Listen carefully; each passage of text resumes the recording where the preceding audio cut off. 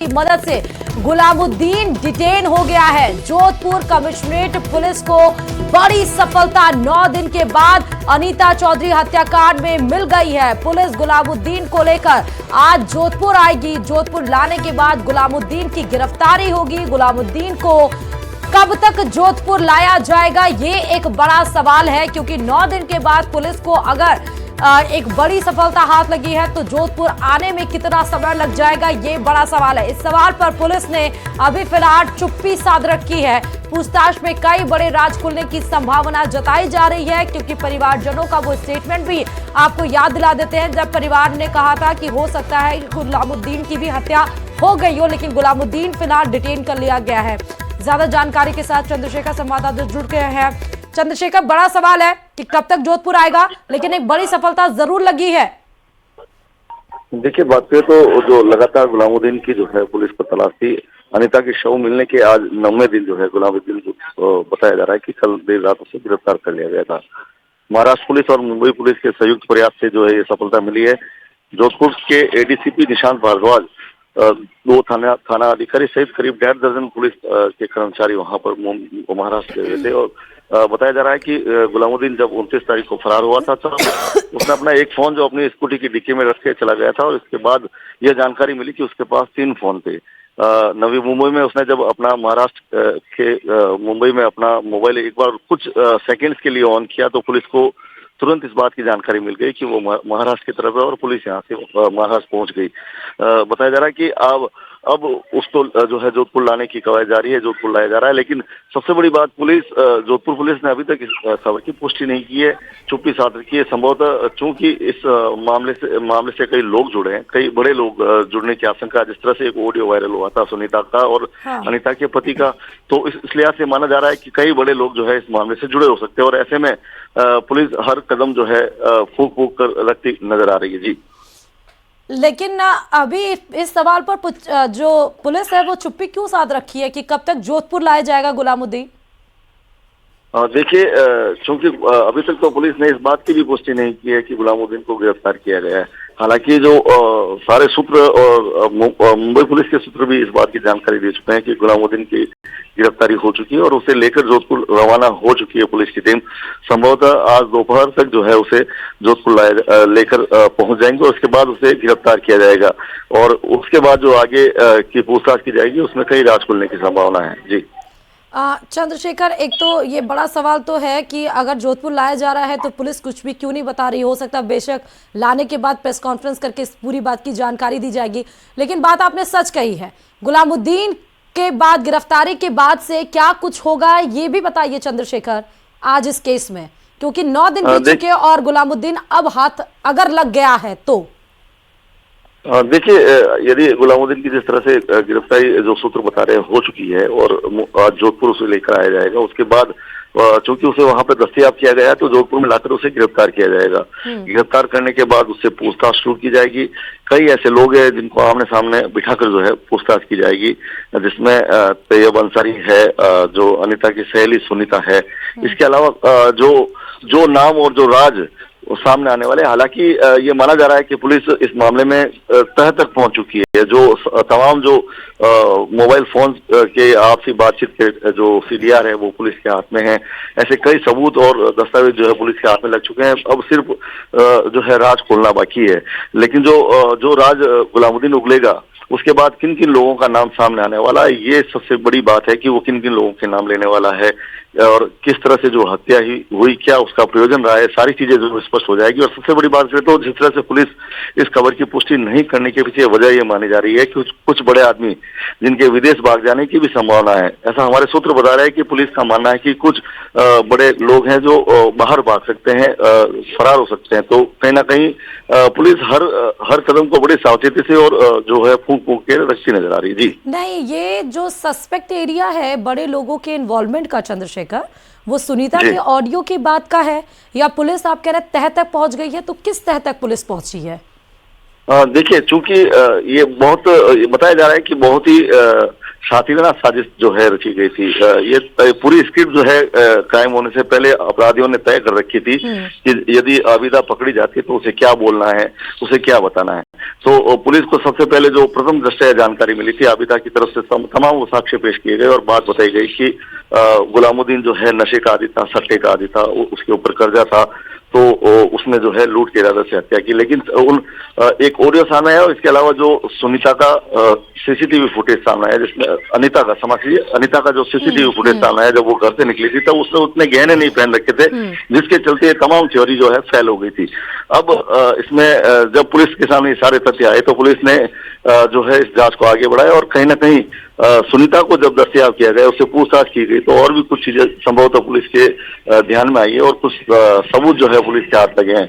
और सबसे बड़ी बात, गुलामुद्दीन को जब गिरफ्तार कर लिया गया और जोधपुर लाया जाएगा, तब उसके बाद जब उससे पूछताछ होगी तो सबसे अहम कड़ी जो है गुलामुद्दीन है। वो कई चीजें और कई राज बताने वाला है और कई लोगों के नाम सामने आने की जो है उम्मीद जताई जा रही है। अब देखने वाली बात है कि ये वास्तव में एक लूट के लिए की गई हत्या है या इसके पीछे बहुत बड़ा षड्यंत्र, बड़े राज छुपे हैं। जी, तो सूत्र आपके ये भी चंद्रशेखर बता रहे हैं कि महाराष्ट्र में कहां से गिरफ्तारी हुई थी, कुछ वहां से भी इंफॉर्मेशन मिल पाई है? कैसे होते हुए वो महाराष्ट्र पहुंचा है, कहां से उसकी गिरफ्तारी हुई है, कहां पर रह रहा था वो? देखिए, इसको लेकर कई जगह के नाम सामने आ रहे हैं, लेकिन अगर बात करें तो जो सटीक जानकारी ये है कि उसको गिरफ्तार कर लिया गया, जो कि महाराष्ट्र पुलिस के द्वारा जोधपुर के विभिन्न सूत्र जो संबंधित हैं उनके द्वारा ये पता चला है। निशांत भारद्वाज जो है वहां पर थे और मुंबई पुलिस के संयुक्त जो है ऑपरेशन के तहत उसे गिरफ्तार किया गया है। अब उसे जोधपुर लेकर रवाना हो गए हैं और आज दोपहर तक जो है उसे जोधपुर लाया जाएगा। उसके बाद उसे गिरफ्तार करके आगे की जांच शुरू की जाएगी। वहीं दूसरी तरफ अगर बात करें तो जो अनीता के परिजन हैं वो लगातार धरने पर हैं। उनकी सबसे बड़ी मांग थी कि मुख्य आरोपी को गिरफ्तार किया जाए, वो पूरी होने वाली है। और इसके साथ ही जो दूसरी मांग है कि तमाम वो पर्दे के पीछे जो छुपे लोग हैं उनको सामने लाया जाए, सीबीआई से जांच की जाए, परिजनों को मुआवजा दिया जाए, एक सरकारी नौकरी दी जाए। तो कहीं ना कहीं जो बैराराम सियोल ने इस परिवार से बात की थी विधायक ने, तो तमाम बातों पर जो है सहमति बन चुकी थी, लेकिन इक्का दुक्का बातों पर सहमति नहीं बनी, जिसके चलते धरना लगातार जारी है। अब गुलामुद्दीन को लाने के बाद देखने वाली बात ये होगी कि जो परिजन हैं वो कितने संतुष्ट हो पाते हैं और पुलिस की जांच से कहीं ना कहीं वो उनको यदि संतुष्ट हो जाते हैं तो ये धरना जो है उसको भी विराम लगने वाला है, और नहीं तो सीबीआई की मांग तो लगातार उनकी तरफ से की जा रही है। जी, अच्छा, एक चीज और बताइएगा कि अभी पोस्टमार्टम नहीं हुआ है ना अनीता का? जी, सबसे बड़ी बात यह है कि ये वाकई महत्वपूर्ण है, क्योंकि अनीता का पोस्टमार्टम अभी तक नहीं हुआ। ऐसे में दावा ये भी नहीं किया जा सकता कि जो शव मिला है वो अनीता का है या नहीं है, क्योंकि सबसे पहले डीएनए की जांच में ये पता चलता है कि शव किसका है। इसके अलावा जो उसके साथ क्या क्या बर्बरता हुई, इसे किस तरह से हत्या की गई, उसके साथ जिस तरह से परिवार ने बलात्कार की आशंका जताई थी तो वो बलात्कार हुआ या नहीं हुआ, ये तमाम चीजें जो है पोस्टमार्टम के बाद पता चलती है। लेकिन चंद्रशेखर, बहुत शुक्रिया तमाम जानकारी देने के लिए इस खबर पर। लेकिन अभी सूत्रों के हवाले से ये ही पता चला है कि फिलहाल जोधपुर लाया जा रहा है। जो मुख्य आरोपी गुलामुद्दीन है, अगर वो पकड़ा गया है, गिरफ्तारी होगी जोधपुर में लाने के बाद, उसके बाद पूछताछ में क्या कुछ वो बड़े खुलासे करता है ताकि ये अनीता चौधरी हत्याकांड की गुत्थी सुलझ पाए। और चलिए खबरों में आगे बढ़ते हुए सबसे बड़ी खबर आपको बताते जा रहे हैं। केंद्रीय माध्यमिक शिक्षा बोर्ड यानी कि सीबीएसई से जुड़ी हुई इस वक्त की बड़ी खबर यह है कि राज्य के 5 नामी स्कूलों की मान्यता रद्द कर दी गई है। सीबीएसई टीम के औचक निरीक्षण में कई सारी कमियां मिली। Lord Buddha public school Kota की मान्यता रद्द की गई है। Shiv Jyoti convent senior secondary school Kota की मान्यता रद्द हुई है। विद्या भारती पब्लिक स्कूल सीकर की मान्यता यह रद्द हुई है। प्रिंस उच्च माध्यमिक विद्यालय सीकर की ही ये विद्यालय है जिसकी मान्यता रद्द कर दी है। LBS convent public school Kota की मान्यता रद्द। और वहीं पंजीकरण के मुताबिक ये सभी जो स्कूल है उसमें पंजीकरण के मुताबिक यहां पर विद्यार्थी नहीं पाए गए थे। देश की कुल 21 स्कूलों की मान्यता रद्द की गई है, जिसमें 6 स्कूलों को डाउनग्रेड श्रेणी में पाया गया है। और आप शॉक्ड हो जाएंगे सुन के कि इस जो देश की 21 स्कूलों की जो मान्यता रद्द की गई है उसमें दिल्ली देश की राजधानी और साथ ही राजस्थान इसमें जुड़ा हुआ है। ज्यादा जानकारी के साथ संवाददाता लवली इसमें जुड़ गए हैं। लवली, क्योंकि यहां पर मान्यता रद्द हुई है और सही ढंग से ये स्कूल संचालित नहीं हो रहे थे, क्या वो क्राइटेरिया थे जिसके बेसिस पे सीबीएसई ने बड़ा एक्शन लिया है? लवली, देखिए, सीबीएसई की टीम ने हाल के दिनों में एक औचक निरीक्षण जो है वो किया था और उस औचक निरीक्षण के दौरान ये कमियां खामियां जो पाई गई थी उसके मुताबिक ये पूरी कार्रवाई के आदेश जो है वो देर रात को जारी किए गए हैं।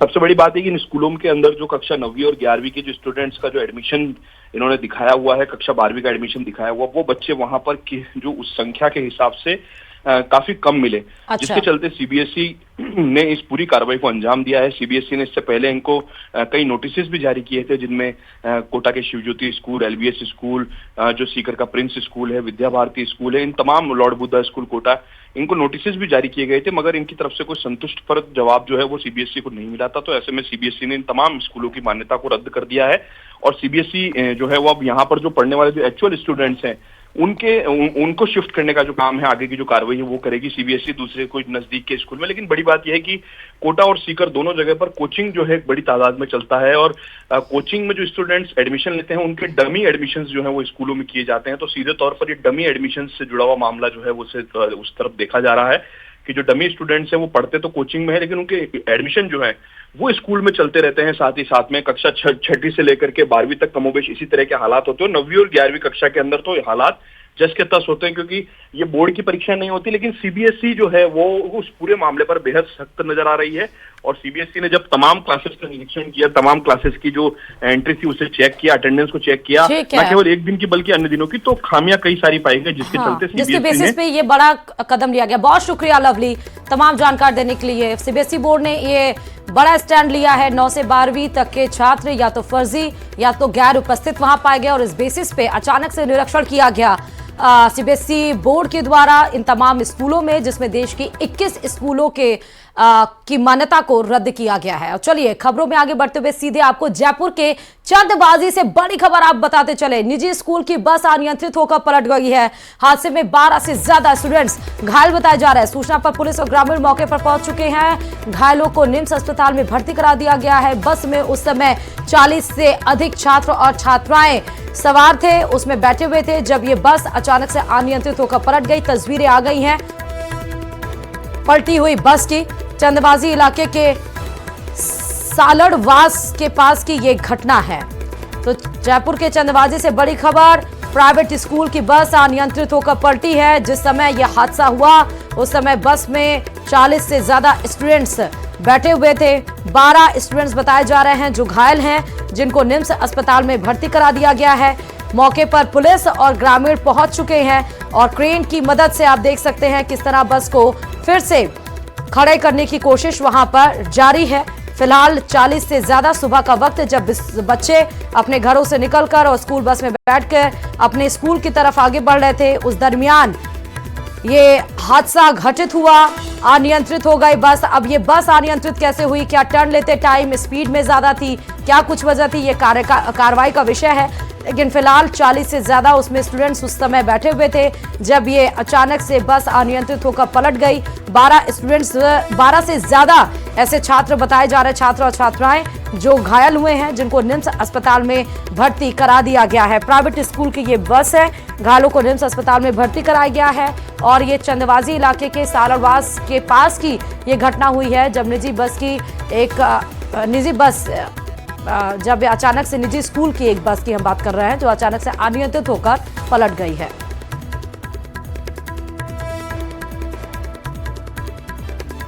तो बड़ी खबर आपको बता रहे हैं। इसके पहले भी कई सारी ऐसी घटनाएं सामने आई थी कि बस अचानक से टर्न लेकर पलट गई थी, उसमें भी स्टूडेंट्स कुछ घायल हुए थे। एक की मौत भी बच्चे की हुई थी। ज्यादा जानकारी के साथ इस खबर पर हीरालाल हमारे संवाददाता जुड़ चुके हैं। अचानक से निजी बस कैसे अनियंत्रित हुई, हीरालाल क्या कुछ जानकारी, और जो स्टूडेंट्स घायल हुए हैं उनकी कंडीशन कैसी है? जी, चंदबाजी इलाके के सालड़वास गांव का ये पूरा मामला है जहां स्कूली छात्रों से भरी एक बस अनियंत्रित होकर सड़क पर पलट गई। हादसे में करीबन 1 दर्जन से अधिक विद्यार्थी घायल हो गए। सूचना पर पुलिस और ग्रामीण मौके पे पहुंचे। उन्होंने घायलों को निम्स अस्पताल में भर्ती कराया गया। पुलिस ने क्रेन की सहायता से बस को साइड में करवाया और यातायात सुचारू कराया। फिलहाल जो घायल छात्र हैं उनकी हालत स्थिर बताई जा रही है। अच्छा, टर्न करते टाइम ये किस समय की घटना है हीरालाल? जी, बताया जा रहा है कि स्कूली जो निजी स्कूल की बस है वो स्कूली छात्रों को लेकर स्कूल की तरफ आ रही थी। सालड़वास के पास पहुंचने पर बस अचानक अनियंत्रित हो गई, जिस वजह से बस पलट गई और उसमें करीबन 1 दर्जन से अधिक विद्यार्थी जो छात्र छात्राएं थे, उसमें करीबन 40 से अधिक छात्र छात्राएं सवार थे, वो घायल हो गए। बस ड्राइवर की क्या कंडीशन है? बताया जा रहा है कि हादसे में जो बस चालक की कोई चोट नहीं लगी है। जो स्कूली छात्र थे, ठीक है, बहुत करीबन शुक्रिया हीरालाल तमाम जानकारी देने के लिए खबर पर। और चलिए इस वक्त की बड़ी खबर आपको बताते चले, सलमान खान को फिर से धमकी मिली है। मुंबई ट्रैफिक कंट्रोल रूम को धमकी भरा मैसेज मिला। धमकी को लेकर वर्ली पुलिस थाने में केस दर्ज कर लिया गया। लॉरेंस बिश्नोई गैंग के नाम से जान से मारने की धमकी मिली है फिर से सलमान खान को। बड़ी खबर आपको इस वक्त की बता रहे हैं। एक बार इसके पहले भी आपको बता दें, सलमान खान को जान से मारने की धमकी मिली थी और 5 करोड़ फिरौती की मांग की गई थी। वो भी मुंबई ट्रैफिक कंट्रोल रूम में ही वो मैसेज आया था। उसके बाद पता चला था कि जिस व्यक्ति ने किया उसको डिटेन भी कर लिया गया और फर्जी वो व्यक्ति बताया जा रहा था। उसने भी कहा था कि वो लॉरेंस गैंग से जुड़ा हुआ उसका कनेक्शन है। एक बार फिर से सलमान खान को जान से मारने की धमकी मिली है। धमकी को लेकर वर्ली पुलिस थाने में केस दर्ज करा लिया गया है।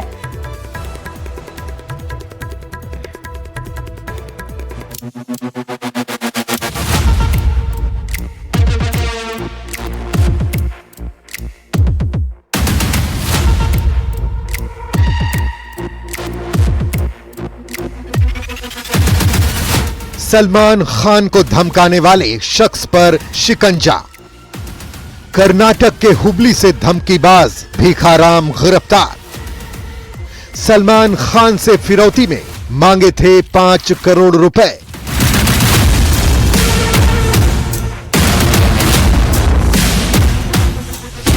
बॉलीवुड स्टार सलमान खान को जान से मारने की धमकी देने और 5 करोड़ की फिरौती मांगने वाले आरोपी को महाराष्ट्र एटीएस ने कर्नाटक के हुबली से गिरफ्तार किया है। आरोपी का नाम भीखाराम उर्फ विक्रम बताया जा रहा है। जानकारी के मुताबिक आरोपी फोन पर खुद को लॉरेंस का भाई बता रहा था। अब तक की जांच में यह बात सामने आई है कि आरोपी भीखाराम जालौर का रहने वाला है। आरोपी को महाराष्ट्र पुलिस को सौंप दिया गया है। महाराष्ट्र पुलिस की माने तो आरोपी 1.5 महीने पहले हावेरी टाउन आने से पहले भीखाराम बिश्नोई कर्नाटक में कई जगहों पर रह चुका है। आरोपी फिलहाल गौदर ओनी में किराए के कमरे में रह रहा था। पुलिस की माने तो आरोपी एक क्षेत्रीय समाचार चैनल को लगातार वॉच कर रहा था, जिसके बाद उसने अचानक मुंबई पुलिस नियंत्रण कक्ष को फोन किया और सलमान खान को जान से मारने की धमकी दी। वो एक दिहाड़ी मजदूर है और खुद को गैंगस्टर लॉरेंस बिश्नोई का फैन बताया। ये भीखाराम से जलाराम है, जाकर का निवासी है। उसको कर्नाटक पुलिस ने गिरफ्तार किया। उसने सलमान खान को धमकी देकर फिरौती के रूप में 2 करोड़ रुपये आरोप। साचो थाने वगैरह मामला दर्ज है पूरे में कोई? वो मेरे हल्के थाना क्षेत्र का रहने वाला है। क्राइम रिकॉर्ड देखा गया तो देश में थाना जाकर रिकॉर्ड से कोई प्रकरण नहीं। जांच में जो बात सामने आई है उसके मुताबिक भीखाराम ने लॉरेंस के नाम से सलमान खान को धमकी दी, जबकि लॉरेंस गैंग से उसका कोई लेना देना नहीं है। हालांकि वो अपने सोशल मीडिया अकाउंट्स पर गैंगस्टर लॉरेंस बिश्नोई के फोटो अपलोड करता है। इसके अलावा अपने सोशल मीडिया अकाउंट्स पर लॉरेंस बिश्नोई की डीपी भी लगाता है। आइए अब आपको बताते हैं कि आरोपी भीखाराम ने धमकी में क्या कुछ कहा था। अगर सलमान खान जिंदा रहना चाहते हैं तो उन्हें हमारे मंदिर में जाकर माफी मांगनी होगी या 5 करोड़ रुपए दें। अगर वह ऐसा नहीं करते हैं तो हम उन्हें मार देंगे। हमारा गिरोह अभी भी सक्रिय है। हम तो एकदम साधारण व्यक्ति है, हमारे साथ है। हमारा तो सहपाठी रह चुका है स्कूल में और हमारा पड़ोसी है। कितनी क्लास तक पढ़े आप साथ साथ में? मैं तो पहली दूसरी में था, वो थोड़ा आगे था, 7वीं 8वीं, क्योंकि सही था एकदम। ये तो क्या हुआ, हमने तो रिपोर्ट ये ऑनलाइन देखा तब पता चला। खुद को लॉरेंस बिश्नोई का भाई बताने वाला भीखाराम एक सामान्य परिवार से है और कर्नाटक के हवेरी थाना इलाके में मजदूरी करता है, लेकिन सलमान खान को जान से मारने और फिरौती मांगने के आरोप में वो महाराष्ट्र पुलिस के हत्थे चढ़ चुका है। अब आने वाले दिनों में उससे पुलिस पूछताछ करेगी ताकि सच्चाई खुलकर सामने आ सके। Bureau report, news 18 Rajasthan. खबरों में आगे बढ़ते बताते चले कि राजस्थान के सीएम भजनलाल शर्मा मुंबई दौरे पर हैं और इस दौरान उन्होंने कांग्रेस पर जमकर निशाना साधा। जम्मू कश्मीर में धारा 370 पर चल रहे बवाल को लेकर कांग्रेस पर हमला बोला है सीएम ने और कहा कि कांग्रेस ने हमेशा अनुच्छेद 370 को हटाने का विरोध किया है। कांग्रेस हमेशा आतंकवाद और अलगाववाद का समर्थन करती है। कुछ दिन पहले राहुल गांधी उन लोगों से मिले थे जो कहते थे कि भारत का बंटवारा हो जाएगा। सुनिए जरा। देखिए, मैं कहना चाहता हूं, हमेशा कांग्रेस ने धारा 370 को हटाने का विरोध किया है। असली चेहरा उनका सामने आया है। नेशनल कॉन्फ्रेंस के साथ मिलकर के जिस तरह से उन्होंने धारा 370 को पक्ष में अपना काम किया है, क्योंकि कांग्रेस हमेशा आतंकवाद अलगाववाद की स्थिति करती है। और आपने देखा होगा कुछ दिनों पहले भारत के टुकड़े होंगे इंशाअल्लाह इंशाअल्लाह, उनसे भी राहुल गांधी मिलकर के आए। विदेशों में राहुल गांधी किन से मिलते हैं? मैं कहना चाहता हूं, इनकी मानसिकता स्पष्ट रूप से आ रही है कि देश के हित में काम कर रहे हैं कि देश के विरोध में काम कर रहे हैं। और ये कांग्रेस की हमेशा इस तरह की मानसिकता रही है। वो फिर से जम्मू कश्मीर के अंदर अलगाववाद और आतंकवाद को पनपाना चाहते हैं। इसलिए मैं कहना चाहता हूं कि ऐसे लोग जो इस तरह की दोहरी बात करते हैं, देश की जनता उसको सबक सिखाने का काम करे। और चलिए बीकानेर से इस बीच बड़ी खबर बताते चले। चलता ट्रेलर बना है आग का गोला। दरअसल ड्राइवर ने कूदकर अपनी जान बचा ली है। गनीमत की बात इसमें यही रही, वरना एक बड़ा हादसा हो सकता था। हांदा और कोलायत पुलिस टीम मौके पर पहुंच चुकी है। ग्रामीणों के सहयोग से आग पर काबू पाया गया है। आग लगने के कारणों का खुलासा नहीं हो पाया है। टेचरी से मोरबी गुजरात की तरफ ये ट्रेलर जा रहा था जब चलते समय इस ट्रेलर में अचानक से आग लगी है। आग किस वजह से लगी नहीं पता चला। फिलहाल जलते हुए ट्रेलर की ये सीधे तस्वीरें बीकानेर के कोलायत से आपको दिखा रहे हैं। मोरबी ये ट्रेलर जा रहा था, तभी अचानक से चलते हुए ट्रेलर में आग लग गई। गनीमत यही रही कि जो ट्रेलर चालक था उसने कूदकर अपनी जान बचा ली। आग लगने का किन कारणों से आग लगी है उसका खुलासा फिलहाल नहीं पता चल पाया है। बीकानेर से इस वक्त की बड़ी खबर। और टोंक से भी बड़ी खबर है। आज सीएम भजनलाल शर्मा चुनावी सभा करेंगे। देवली उनियारा में जनसभा को आयोजित की जाएगी, जिसको संबोधित करने के लिए मुख्यमंत्री पहुंचेंगे देवली उनियारा। प्रत्याशी राजेंद्र गुर्जर के समर्थन में यह सभा आयोजित होगी। चुनावी सभा बांधने की कोशिश यहां पर सीएम के द्वारा की जाएगी। बता दें कि टोंक के देवली उनियारा में त्रिकोणीय मुकाबला है और इस बेहद ही दिलचस्प लड़ाई यहां पर मानी जा रही है। सबकी नजरें टिकी हुई हैं कि ये सीट किसके खाते में दर्ज होती है। फिलहाल ये त्रिकोणीय मुकाबला में आज बीजेपी ताबड़तोड़ कमर कस के आज चुनावी प्रचार प्रसार में जुटी रहेगी। आज से मात्र 5वें दिन, आपको बता दें 13 तारीख को 7 सीटों पर उपचुनाव होना है। बड़ी खबर यह भी है राजधानी जयपुर से। Rising Rajasthan global investment pre summit होने वाला है। सीएम भजनलाल शर्मा का प्रस्तावित कार्यक्रम है ये और जयपुर में सुबह 10:30 बजे खान और पेट्रोलियम विभाग का आयोजन किया जा रहा है, जिसमें दोपहर 12 बजे वो फिर आरआईसी में जयपुर जिला प्री समिट का भी आयोजन है जिसमें शिरकत करेंगे। तो आपको समय भी बता रहे हैं, दोपहर 12 बजे आरआईसी में जयपुर में प्री समिट है जिसमें शिरकत करेंगे। 10:30 बजे खान और पेट्रोलियम विभाग का आयोजन है जिसमें वो शिरकत करेंगे। और Rajasthan rising global investment pre summit है ये प्रस्तावित कार्यक्रम है सीएम का जो आज का बता रहे हैं। साथ ही इन सारे कार्यक्रमों को करते हुए फिर वो देवली उनियारा में जाएंगे और राजेंद्र गुर्जर के समर्थन में जनसभा को संबोधित करेंगे।